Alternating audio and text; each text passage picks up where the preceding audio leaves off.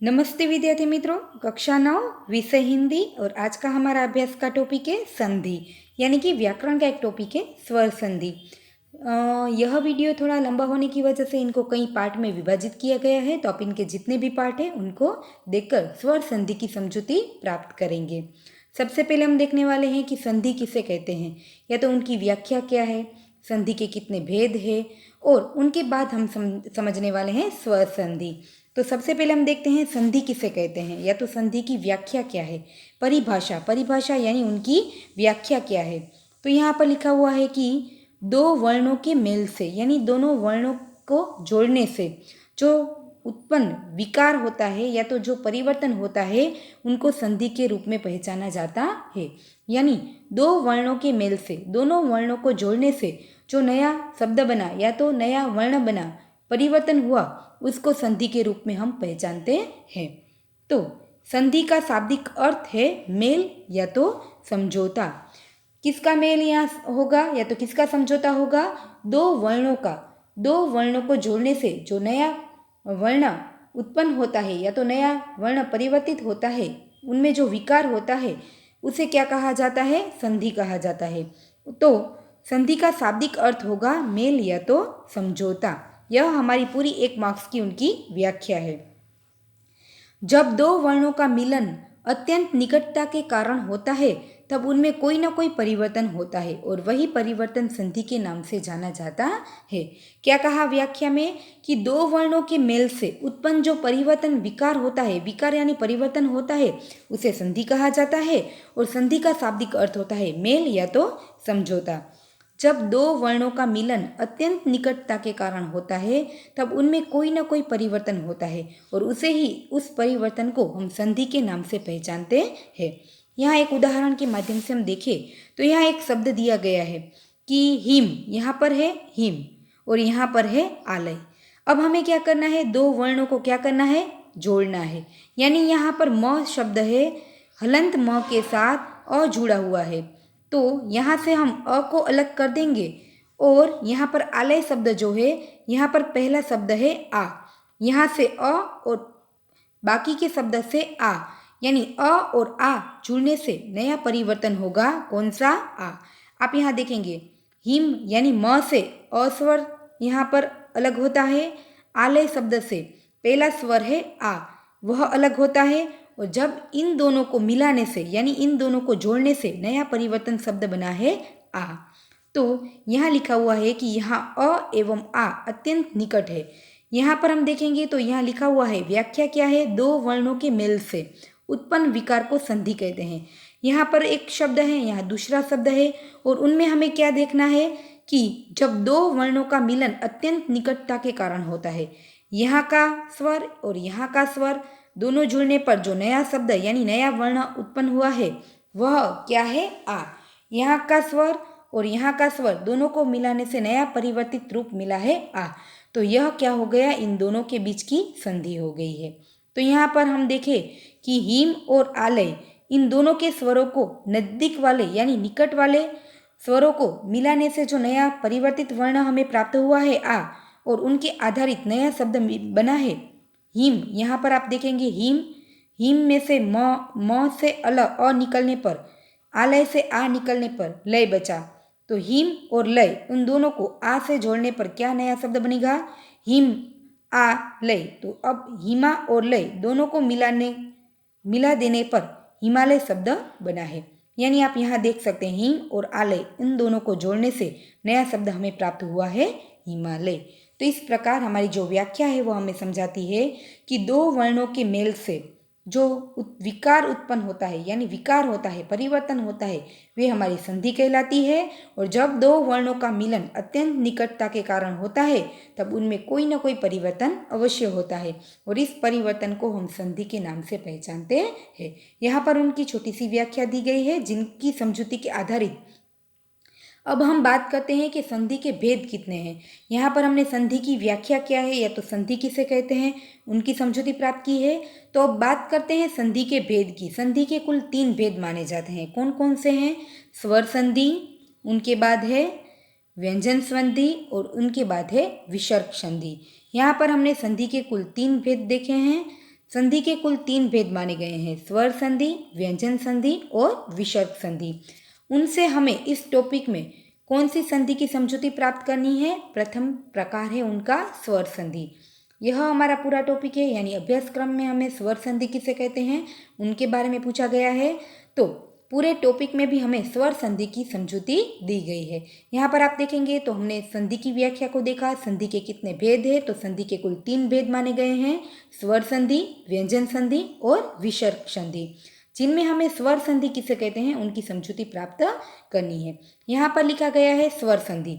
तो अब हम क्या करेंगे, स्वर संधि की व्याख्या देखेंगे। स्वर संधि किसे कहा जाता है? स्वर वर्ण के साथ स्वर वर्ण के मेल से जो विकार उत्पन्न होता है उन्हें स्वर संधि कहते हैं। स्वर संधि की सिंपल सी उनकी जो व्याख्या है वो यहाँ पर दी गई है। हमारा अभ्यासक्रम का जो टॉपिक है स्वर संधि, उनकी ही अब हम समझौती प्राप्त कर रहे हैं। तो स्वर संधि किसे कहा जाता है उनकी हम व्याख्या देखें। सबसे पहले हमने संधि किसे कहते हैं उनकी व्याख्या देखी थी। उनके बाद उनके 3 प्रकार, स्वर संधि, व्यंजन संधि और विसर्ग संधि। उनमें पहला प्रकार है स्वर संधि, जो हमारा अभ्यासक्रम का टॉपिक है। तो उनकी व्याख्या क्या है? स्वर वर्ण के साथ स्वर वर्ण के मेल से जो विकार उत्पन्न होता है उसे स्वर संधि कहा जाता है। कोई एक स्वर के साथ दूसरा स्वर जुड़ने पर जो नया वर्ण बना है उसे हम क्या कहेंगे? स्वर संधि कहेंगे। यहाँ एक उदाहरण हम देखते हैं। यहाँ एक शब्द लिखा हुआ है अभीष्ट, अभी प्लस इष्ट। तो यहाँ पर आप देखेंगे अभी से ई, यहाँ पर जो स्वर है वह अलग होता है, इष्ट से जो ई है वह स्वर अलग होता है, और इन दोनों स्वर को मिलाने से जो नया रूप मिला है वह हमारा स्वर संधि कहा जाता है। यानी स्वर संधि की व्याख्या है कि एक स्वर के साथ दूसरा स्वर वर्ण जुड़ने पर जो नया विकार, नया वर्ण उत्पन्न हुआ उसे हम स्वर संधि के रूप में पहचानते हैं। यह पूरा अक्षर है, यानी पूरा शब्द है अभीष्ट। तो यहाँ अभी और इष्ट दोनों में से अभी में से ई यानी सादा ई और दूसरा है दीर्घ सादा ई, दोनों स्वर को मिलाने से नया शब्द मिला है दीर्घ ई, यानी नया वर्ण हमें प्राप्त हुआ है दीर्घ ई। तो इस प्रकार एक स्वर के साथ दूसरा स्वर जुड़ने पर जो नया विकार उत्पन्न हुआ है वह हमारा स्वर संधि कहलाता है। तो अब बात करते हैं स्वर संधि के भेद की। स्वर संधि के भी अपने कुल 5 भेद माने गए हैं। यहाँ पर उन तीनों प्रकार की बात करेंगे। यहाँ पर आप देखेंगे पहला है स्वर संधि के कुल कितने भेद माने गए हैं? स्वर संधि के कुल 5 भेद माने गए हैं। पहला है दीर्घ स्वर संधि, दूसरा गुण स्वर संधि, तीसरा है वृद्धि स्वर संधि, चौथे प्रकार की हम बात करें तो यण स्वर संधि। आपकी पाठ्य पुस्तक में शायद इनके प्रकार के नाम ना लिखे हो तो आप क्या करेंगे, लिख देंगे। और 5वां है अयादी स्वर संधि। अब हम इन 5 प्रकारों की समझौती क्या करेंगे, प्राप्त करेंगे। आपकी पाठ्य पुस्तक में संधि का जो पूरा टॉपिक है वह दिया गया है, यानी कि स्वर संधि का पूरा टॉपिक दिया गया है, जिनमें संधि की व्याख्या दी गई है, संधि के भेद दिए गए हैं, और उनके बाद स्वर संधि किसे कहा जाता है उनकी समझौती भी दी गई है। तो अब हम स्वर संधि किसे कहते हैं उनकी समझौती प्राप्त की कि एक स्वर के साथ दूसरा स्वर जुड़ने पर जो नया परिवर्तित वर्ण हमें प्राप्त होता है वे स्वर संधि कहलाता है। और स्वर संधि के कुल 5 भेद माने गए हैं, यानी उनके कुल 5 प्रकार माने गए हैं। वे कौन कौन से हैं उनके नाम यहाँ दिए गए हैं। दीर्घ स्वर संधि, गुण स्वर संधि, वृद्धि स्वर संधि, यर स्वर संधि और अयादी स्वर संधि। अब हम क्या करेंगे, इन 5 प्रकारों के आधारित स्वर संधि किसे कहा जाता है, या तो उनके कौन कौन से नियम के आधारित नए शब्द प्राप्त होते हैं, या तो संधि जोड़िए या तो संधि छोड़िए। हमें परीक्षा में संधि को जोड़ने के लिए या तो संधि को छोड़ने के लिए पूछा जाता है। अब हम क्या करेंगे, इन स्वर संधि के 5 प्रकारों की समझौती प्राप्त करेंगे। यहाँ पर आप देखेंगे पहला हमारा प्रकार है दीर्घ स्वर संधि। सबसे पहले हम क्या करेंगे, दीर्घ स्वर संधि की समझौती प्राप्त करेंगे। तो दीर्घ स्वर संधि के नियम कौन कौन से हैं, उनके आधारित हमें क्या करना है, संधि को जोड़ना है और संधि को छोड़ना है। यहाँ पर उनके नियम दिए गए हैं। आप अपनी पाठ्य पुस्तक में देखेंगे तो जो यहाँ पर नियम है उनके आधारित हमें संधि को जोड़ना है और संधि को छोड़ना है। एक एक उदाहरण या तो एक एक नियम के आधारित उनके उदाहरण के साथ उनकी समझौती प्राप्त करते हैं। कौन से प्रकार की, दीर्घ स्वर संधि जो है हमारे स्वर संधि का पहला प्रकार है दीर्घ स्वर संधि। उनके प्रकार की माहिती उनके नियम के आधारित देखते हैं। यहाँ पर लिखा हुआ है अ प्लस अ, यानी दोनों स्वर है, अ भी स्वर है हमारा, यहाँ अ भी स्वर है हमारा। स्वर संधि का नियम है कि एक स्वर के साथ दूसरा स्वर मिलने पर जो नया परिवर्तित रूप होगा वह हमारा स्वर संधि कहलाएगा। यहाँ पर हमारा पहला नियम है दीर्घ स्वर संधि का कि यहाँ पर अ है, यहाँ पर भी सादा अ है। उन दोनों को यानी दोनों स्वरों को मिलाने से जो नया परिवर्तित स्वर हमें प्राप्त हुआ है वे हमारा दीर्घ स्वर संधि कहलाता है। यहाँ आप देखेंगे अन शब्द लिखा हुआ है, अभाव शब्द लिखा हुआ है। अन में से अ स्वर अलग होता है, अभाव में से अ यानी अ स्वर अलग होता है। और यहाँ दोनों निकटवर्ती यानी नजदीक नजदीक वाले दीर्घ स्वरों को जोड़ने से जो नया परिवर्तित रूप हमारा हुआ उनसे हमारा नया शब्द बना है अन्नाभाव। कौन सा नया शब्द हमारा बना है? यहाँ पर अन से अस्वर अलग होता है, अभाव से अस्वर अलग होता है और दोनों स्वर को मिलाने से जो नया परिवर्तित शब्द हमारा है आ। तो अब हम देखते हैं कि यहाँ पर अन शब्द है और यहाँ पर है अभाव। तो अ न के साथ अ जुड़ा हुआ था, अ को अलग कर दिया। यहाँ पर भी अ है। अब इन दोनों अ को मिलाने से नया शब्द बना हमारा आ। तो अब हम क्या करेंगे? यहाँ पर हम देखेंगे कि अन जो है, अभाव जो है, उनमें से यहाँ अ अलग है, यहाँ अ अलग है। अब इन दोनों को मिलाने से नया शब्द बना है, नया वर्ण हमारा बना है आ। तो यहाँ पर हम क्या करेंगे? अन के साथ आ जुड़ने पर क्या हो जाएगा? अन्नाभाव। आप समझ गए होंगे कि दोनों स्वर को मिलाने से नया हमारा शब्द कौन सा बना है? अन्नाभाव। उसी प्रकार अन्य और अन्य, यहाँ पर अन्य से अस्वर है, अन्य से अस्वर है, दोनों स्वर को मिलाने से नया स्वर हमारा बना आ। तो हमारा अन्य और अन्य दोनों को जोड़ने पर हमारा नया शब्द जो बनेगा अन्यान्यय। अब हम क्या करेंगे? उनका दूसरा नियम है अ और आ। यहाँ पर आप देखेंगे अ और अ स्वर था तो उनसे उत्तर हमें प्राप्त हुआ आ। अब यहाँ देखेंगे अ और आ है, दोनों स्वर को मिलाने से भी हमारा उत्तर क्या होगा? आ। तो यहाँ आप देखेंगे परम और आत्मा, अ और आ दोनों को मिलाने से हमारा नया शब्द बना है परमात्मा। इसी प्रकार यहाँ आप देखेंगे असुर, असुर से अ, र के साथ क्या था? अ जुड़ा हुआ था। अब हम क्या करेंगे? अ को अलग कर देंगे, उनके साथ बाद में वाला आ दोनों को मिलाने से नया हमारा वर्ण प्राप्त हुआ है आ। तो र के साथ अब हम क्या करेंगे? अ के बजाय आ जोड़ देंगे तो हमारा शब्द क्या हो जाएगा? रा। तो यहाँ हमारा अक्षर क्या हो गया? शब्द क्या हो गया? अशुरालय। तो इस प्रकार हम क्या करेंगे? संधि के दीर्घ स्वर संधि के नियमों के आधारित हम क्या करेंगे? संधि को अलग करेंगे। यहाँ पर है आ और अ स्वर को मिलाने से नया शब्द बना आ। उनके बाद है आ और आ दोनों स्वर को मिलाने से नया शब्द बना आ। यानी हम समझ गए अ को आ के साथ जोड़ो, आ को अ के साथ जोड़ो, अ को अ के साथ जोड़ो या तो आ को आ के साथ जोड़ो, दीर्घ ही हमें प्राप्त होता है और उन्हीं के आधारित हमारा नया शब्द बनता है। यहाँ आप देखेंगे आशा में आ और अतीत में अ, आ और अ दोनों को जोड़ने से आ क्या नया शब्द बना? आशाती। जिह्वा, वा से आ और अग्र से आ और अ दोनों को जोड़ने से नया शब्द बना आ। यहाँ पर आप देखेंगे आ और आ दोनों को जोड़ने से भी हमारा शब्द बना आ। तो एक बात तय है कि नियमों के आधारित एक बात तय है कि अ को आ के साथ जोड़ो, आ को अ के साथ जोड़ो, अ को अ के साथ जोड़ो और आ को आ के साथ जोड़ो, उत्तर हमें एक ही प्राप्त होने वाला है दीर्घ यानी आ। अब उनके आधारित आप क्या करेंगे? इन शब्दों को समझेंगे। उनके बाद है ई, रश्व ई। तो रश्व ई दोनों स्वर है, दोनों स्वरों को जोड़ने से हमें दीर्घ ई प्राप्त होता है। तो यहाँ पर आप देखेंगे कवि शब्द है, वी व के साथ ई जुड़ा हुआ था। अब हम क्या करेंगे? ई को अलग कर देंगे। यहाँ पर आपके पास है ई, तो इन दोनों स्वरों को मिलाने से हमें उत्तर प्राप्त होता है दीर्घ ई। तो अब हम क्या करेंगे? व के साथ दीर्घ ई जोड़ने से क्या हो जाएगा? वी। तो यहाँ पर क्या हो जाएगा? व के साथ दीर्घ ई जोड़ने से हमारा शब्द बन जाएगा वी। तो आप यहाँ देख सकते हैं पहले यहाँ पर दीर्घ रश्व था, रश्व स्वर के साथ रश्व स्वर जुड़ने पर नया शब्द बना दीर्घ।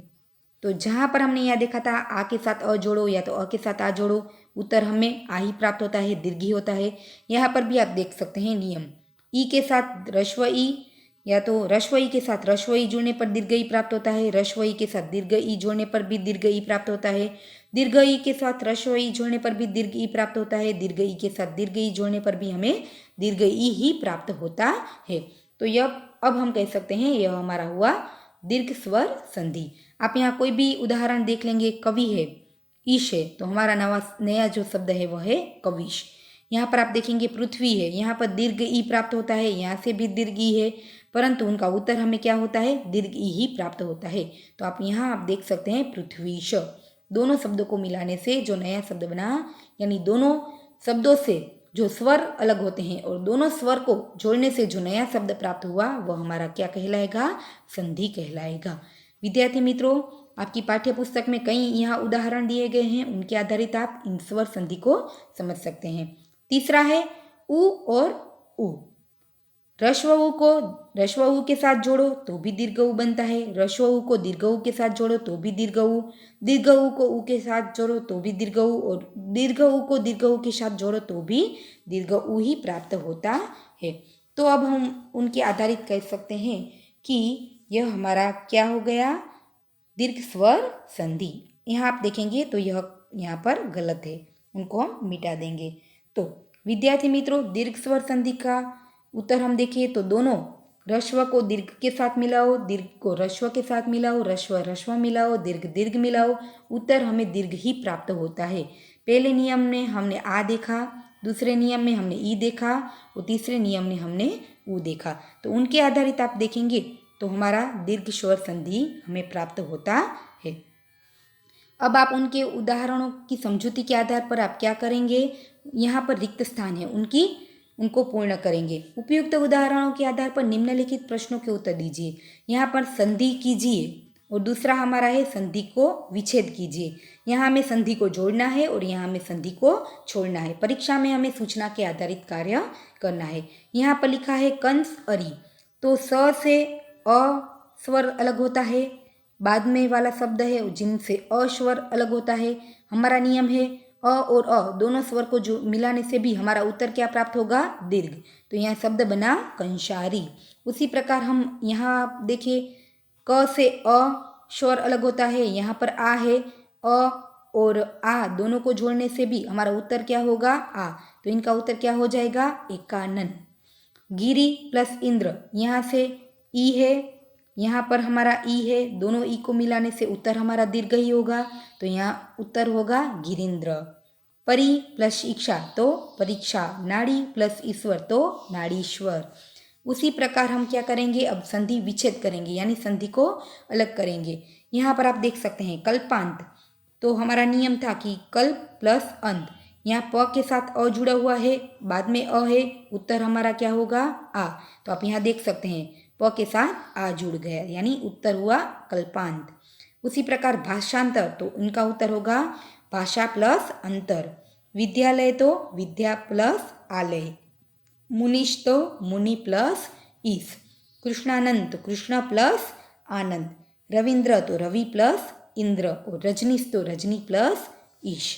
इस प्रकार संधि को जोड़ा जा सकता है और संधि को छोड़ा जा सकता है। यह दीर्घ स्वर संधि के आधारित हमने देखा कि जो भी उत्तर होगा वह दीर्घ होगा, आ होगा, ई होगा और ऊ होगा।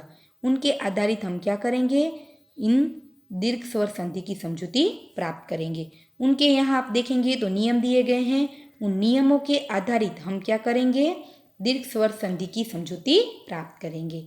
तो विद्यार्थी मित्रों, पहले पार्ट में हमने दीर्घ स्वर संधि किसे कहा जाता है और उनकी समझौती, उनके नियम के आधारित और उदाहरण के आधारित इनकी समझौती हमने प्राप्त की है।